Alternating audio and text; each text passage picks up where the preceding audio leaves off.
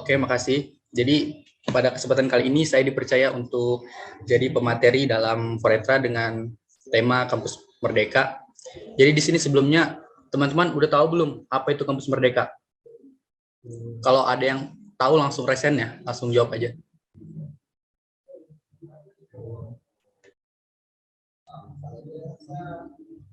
Gimana teman-teman yang lain dari angkatan 2020, 2021 ada yang tahu nggak sih apa itu Kampus Merdeka?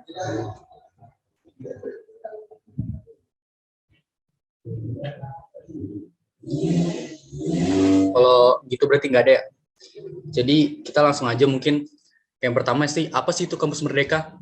Nah di sini teman-teman bisa lihat nih Kampus Merdeka merupakan kebijakan Menteri Pendidikan dan Kebudayaan atau Kemdikbud yang bertujuan untuk mendorong mahasiswa untuk menguasai berbagai keilmuan yang berguna untuk memasuki dunia kerja. Di sini Kampus Merdeka memberikan kesempatan bagi mahasiswa untuk memilih mata kuliah yang akan mereka ambil.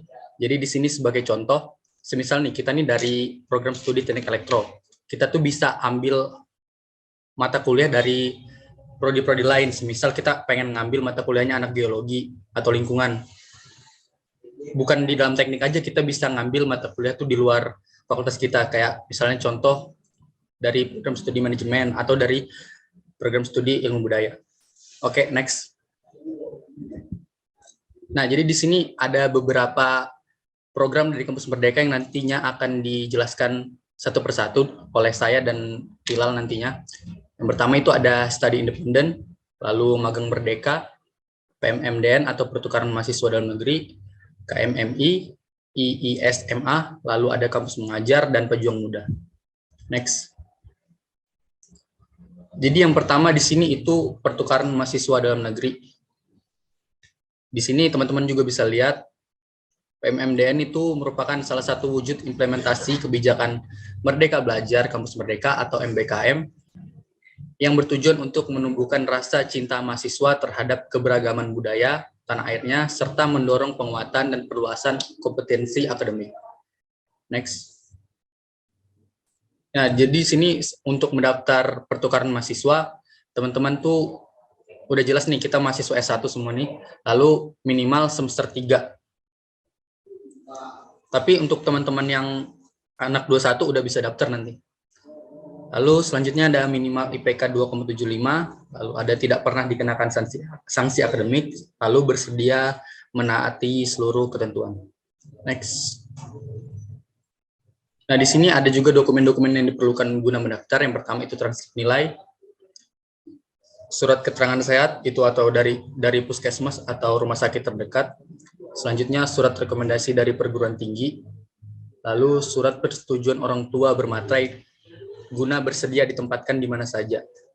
Lalu ada surat fakta integritas, selanjutnya sertifikat prestasi. Nah, di sini sertifikat prestasi juga merupakan salah satu poin penting diterimanya kita akan program pertukaran mahasiswa nantinya. Next. Nah, di dalam pertukaran mahasiswa sendiri terdapat 3 skema. Yang pertama itu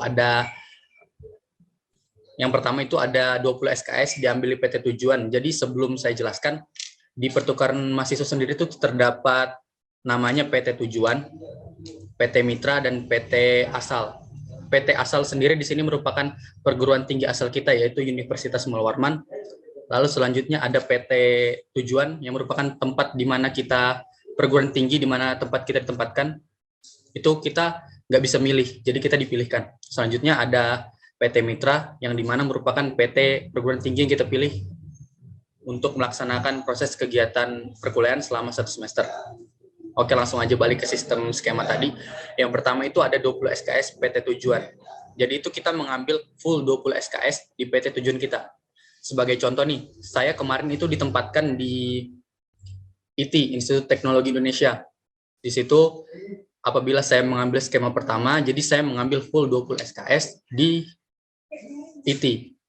Jadi saya full mengambil 1 semester di sana semua mata kuliahnya. Selanjutnya ada skema kedua yaitu 10 SKS di PT Asal dan 10 SKS di PT Tujuan atau Mitra. Jadi sebagai contoh, saya mengambil hanya 10 SKS di Unmul tetapi mengambil 10 SKS campuran di Tujuan atau Mitra. Yang selanjutnya skema ketiga yaitu 10 SKS PT Tujuan dan 10 SKS PT Mitra.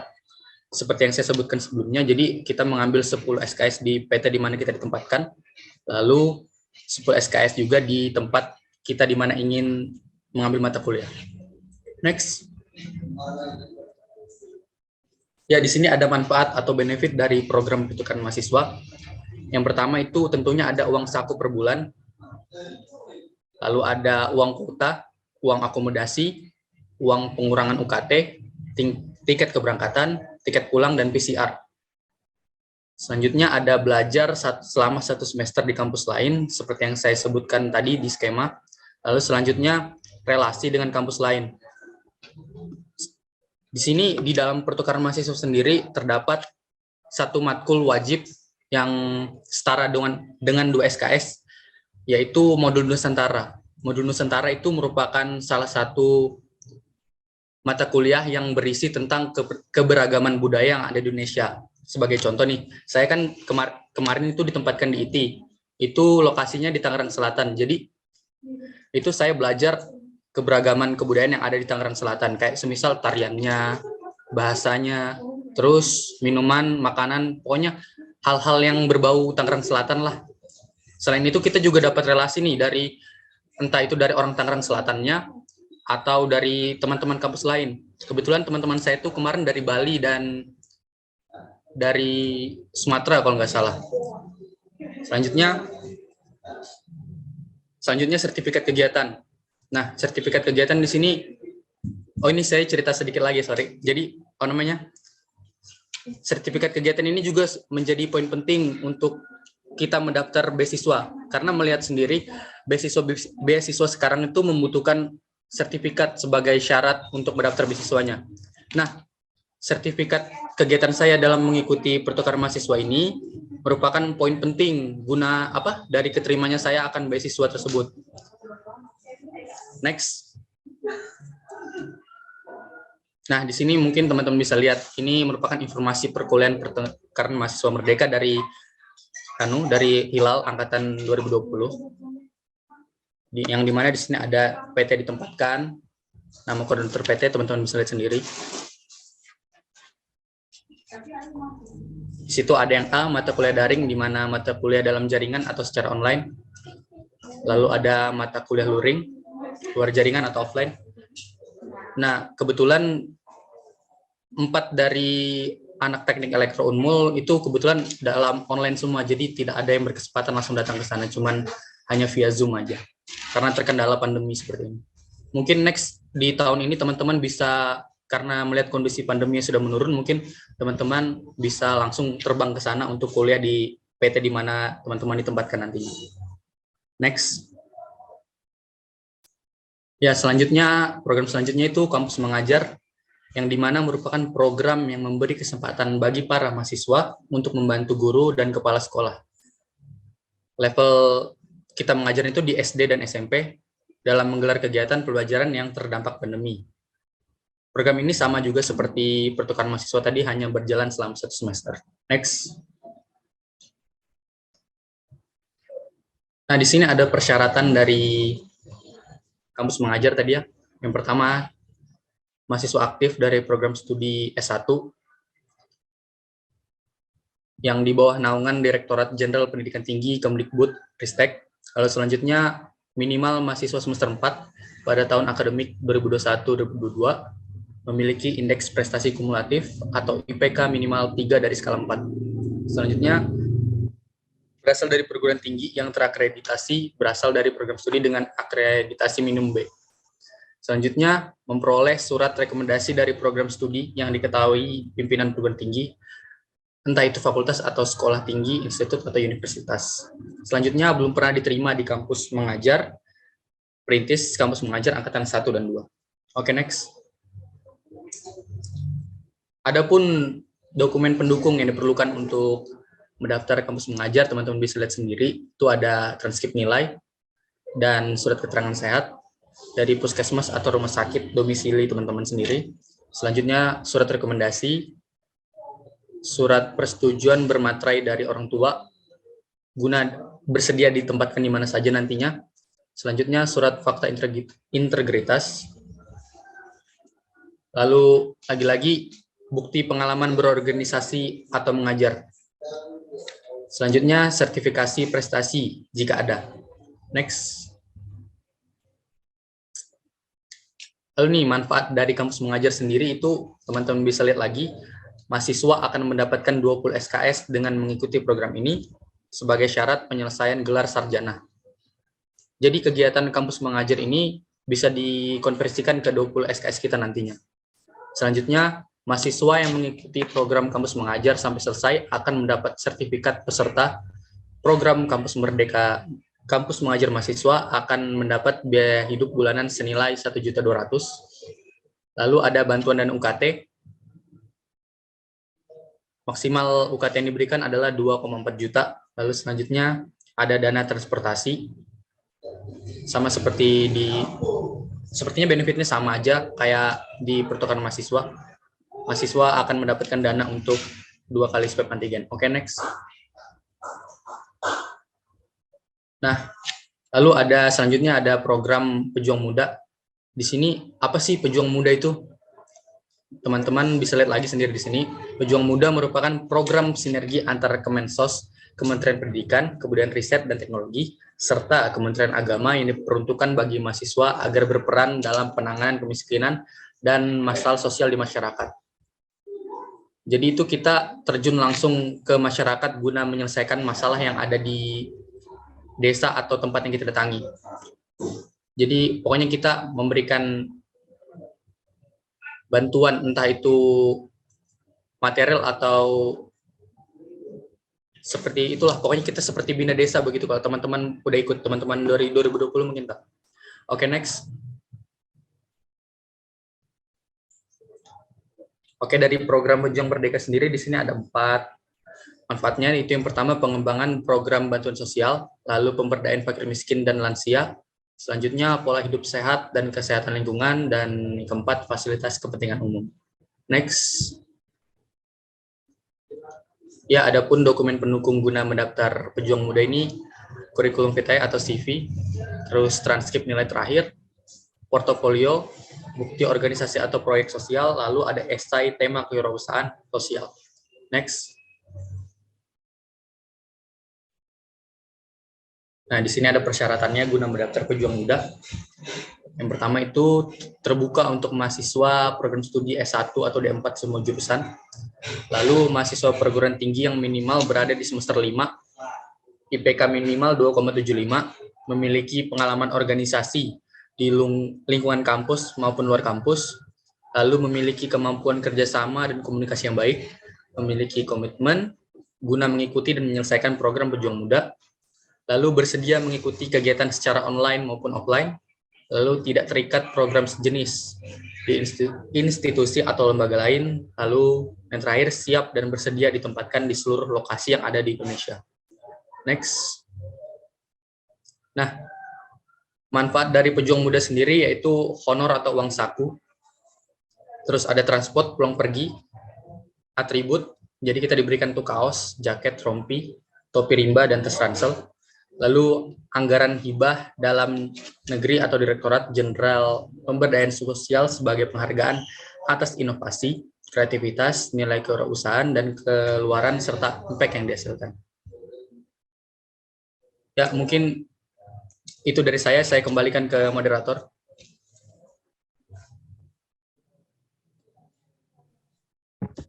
Oke, baik. Terima kasih Bang Atta Terafit atas penjelasannya. Baik, ke pemateri kedua yaitu Bang Hilal Fadilah. Waktu dan tempat dipersilahkan. Baik, terima kasih Bayu yang telah memberikan waktu dan kesempatannya buat saya. Selanjutnya sebelumnya saya perkenalkan diri terlebih dahulu. Perkenalkan, saya Hilal Fadilah dari Teknik Elektro 2020. Kebetulan saya satu alumni sesuai sama program Bang Atta, yaitu program pertukaran mahasiswa dalam negeri. Tapi di sini saya akan menjelaskan 4 program kampus merdeka yang belum dijelaskan oleh Bang Atta. Yang pertama ada magang dan studi independen bersertifikat. Yang kedua ada KMMI, yang ketiga ada ISMA. Nah, untuk MSIB itu apa sih sebenarnya? MSIB program merupakan salah satu program yang mendukung atau memberikan sarana kepada mahasiswa agar dapat berkegiatan di luar kampus. Jadi magang di sini seperti magang pada umumnya, yang dimana teman-teman nanti bakal kerja di suatu startup atau sebuah korporat atau apapun itu, di mana teman-teman di situ bekerjanya selama 1 semester. Dan untuk studi independen itu seperti course atau pelatihan, misalnya teman-teman ngambil pelatihan di bidang artificial intelligence atau front-end developer. Jadi nanti teman-teman selama kegiatan studi independen 1 semester itu, teman-teman bakal belajar tentang program apa sih namanya, ilmu yang emang teman-teman apply dari awal gitu loh. Misalnya teman-teman daftar di front-end developer, ya teman-teman bakal belajar front-end developer dari awal sampai akhir, dan nanti proyek akhirnya juga tentang itu gitu.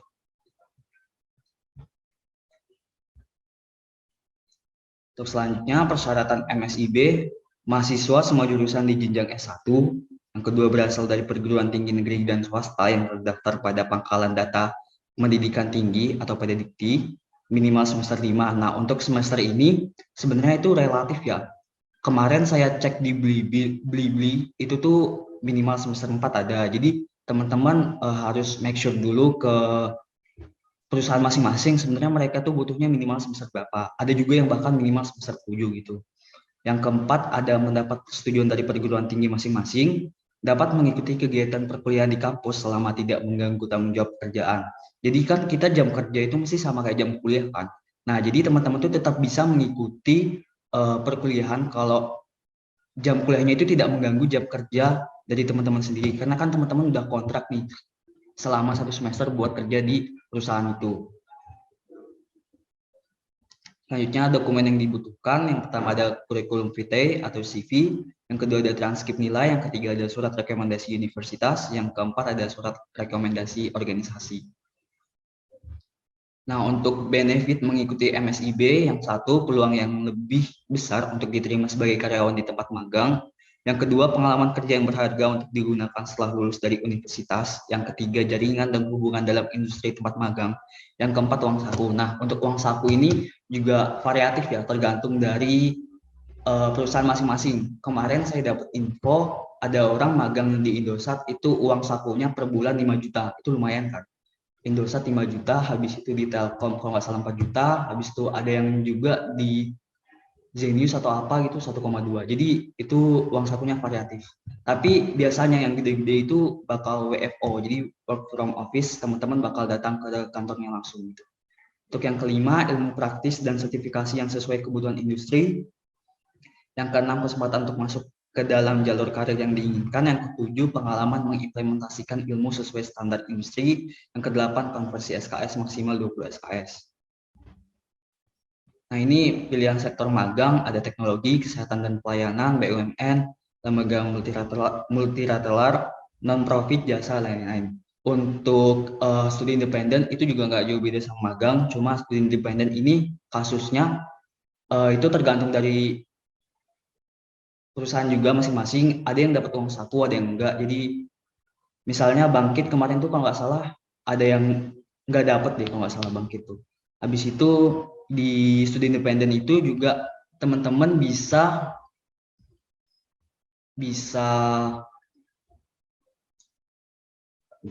untuk studi independen itu sebenarnya juga ada beberapa yang kemarin itu saya juga bingung ya, studi independen itu ada yang bisa nerima di semester sebelum semester 5, ada juga yang harus dari semester 5. Jadi teman-teman pastiin buat ngecek lagi. Dan untuk pilihan sektor di studi independen juga lumayan banyak, nggak cuma di bagian IT, tapi kemarin juga kalau nggak salah ada bagian digital marketing atau bagian advertising, gitu banyak intinya. Jadi teman-teman bisa cek web MBKM, ada di Google.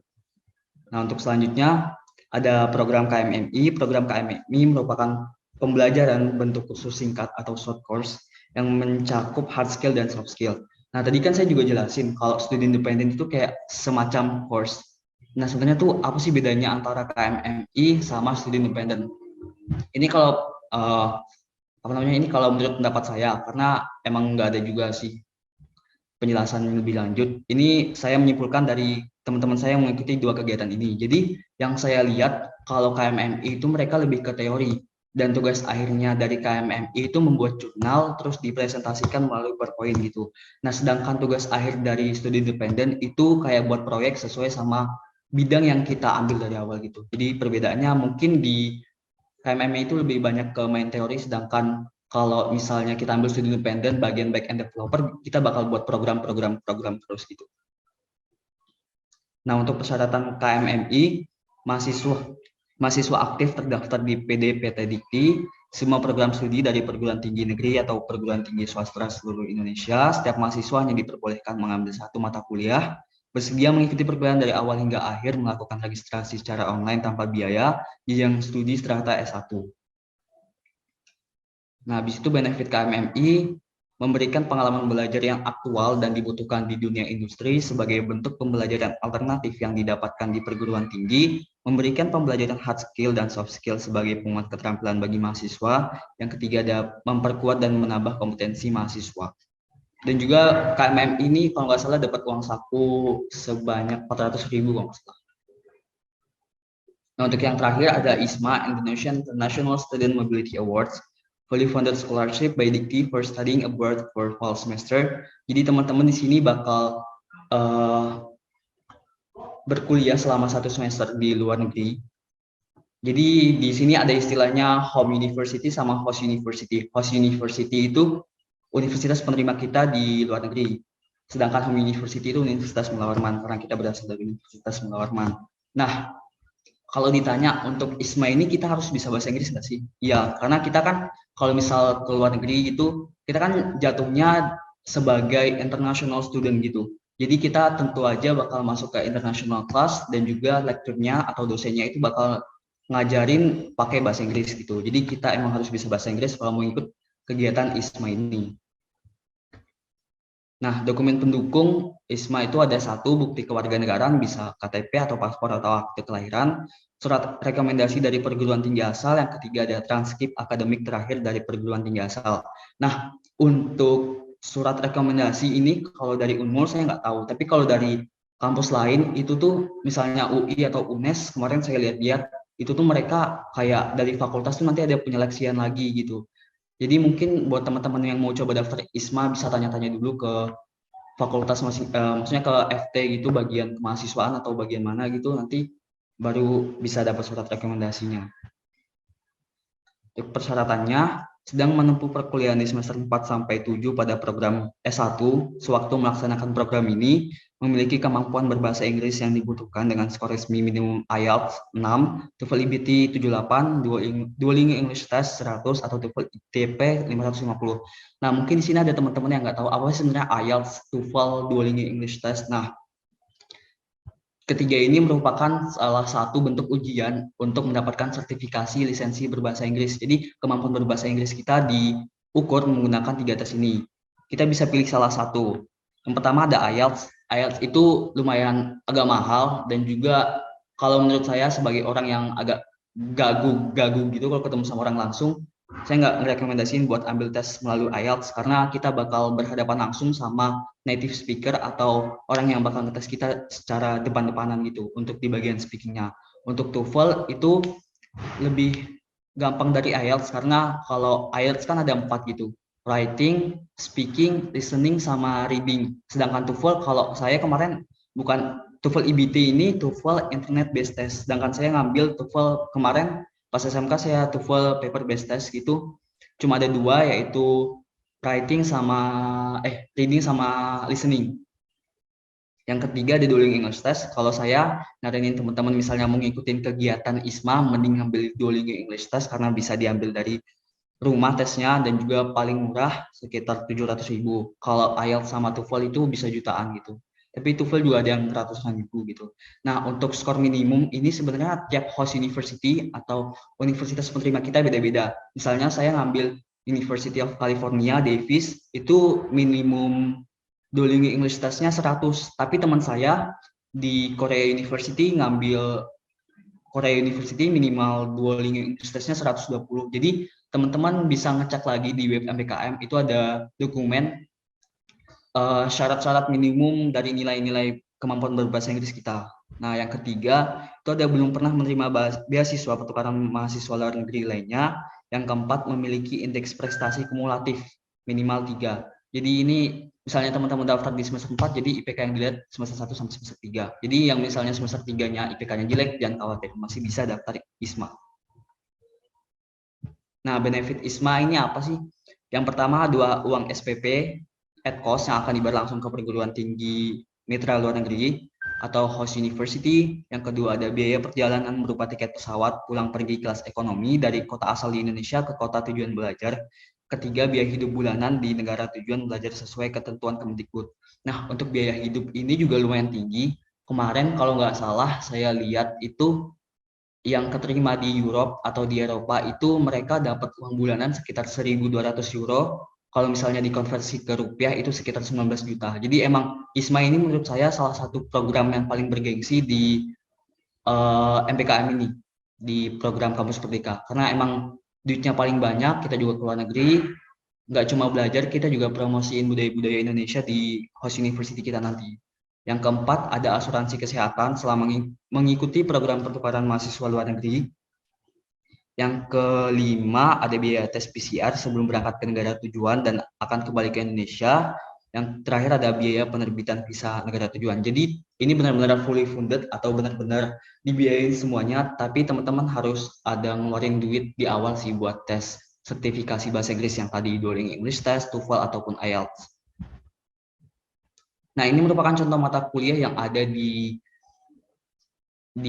ISMA, misalnya ini UC Davis, University of California Davis, itu teman-teman yang mau memasuki atau abang-abang yang sudah memasuki komputer bisa ngambil engineering problem solving, atau bisa di the Pennsylvania State University Introduction to Web Design, dan banyak banget, gak cuma ini, itu ada juga di Google buat daftar mata kuliahnya, bisa teman-teman lihat di Google nanti ya. Nah, mungkin tadi dari awal belum dijelaskan sebenarnya kapan aja sih ini program Kampus Merdeka ini buka pendaftarannya. Nah, jadi saya akan menjelaskan di sini untuk studi independen dan magang merdeka itu biasanya dibuka tiap akhir semester. Jadi tunggu aja di akhir semester ini, di akhir semester genap ini biasanya itu ada pengumuman tentang pembukaan program MSIB atau magang studi independen bersertifikat. Untuk PMMDN itu juga sama, biasanya di akhir semester juga karena kita tapi di akhir semester genap karena kita bakal pertukarannya itu di semester ganjil gitu. Nah, untuk KMMI sekarang KMMI ini sedang buka. Jadi teman-teman yang dari angkatan 21 atau teman-teman 2020 atau abang-abang 2019 bisa daftar KMMI. Nah, untuk KMMI ini tapi saya kurang tahu ya minimal semesternya berapa karena minim info, dan juga kalau teman saya kemarin yang dari angkatan 20 ada 2 orang yang ambil KMMI itu di semester 3. Jadi buat teman-teman dari 21 mungkin coba aja dulu daftar di KMMI itu bisa atau enggak. Yang penting coba aja di daftar dulu. Yang ke-5 ada ISMA. Untuk ISMA ini juga bentar lagi dibuka pendaftarannya. Ini yang pertukaran ke luar negeri. Itu sekitar tanggal 12 Maret bulan ini sampai akhir bulan Maret kalau nggak salah. Nah, untuk kampus mengajar itu biasanya dibuka lagi di pertengahan semester. Kalau kan kemarin tuh saya pas pertukaran mahasiswa dalam negeri itu bersamaan sama pembukaan kampus mengajar. Nah, itu tuh tapi kampus mengajar pas saya selesai program pertukaran itu tuh kampus mengajarnya udah 2 angkatan. Berarti kayaknya kampus mengajar itu buka 2 kali pendaftaran selama 6 bulan. Jadi teman-teman pantengin terus saja di IG kampus mengajar. Yang terakhir itu pejuang muda. Nah, untuk teman-teman di sini bisa pantengin terus IG dari masing-masing program yang mau teman-teman ikutin, dan juga ada sih sebenarnya kayak grup di tele gitu. Jadi teman-teman bisa lebih up to date lagi buat program-program yang yang bakal didaftarin gitu. Bisa aja cari di tele, atau misalnya mau tahu lebih lanjut bisa coba PC saya, nanti saya kasih link telenya gitu. Nah, itu aja sih mungkin. Itu aja pemaparan dari saya dan Bang Atta. Kurang dan lebihnya mohon maaf. Saya kembalikan lagi ke MC. Oke, terima kasih kepada Bang Hilal Fadilah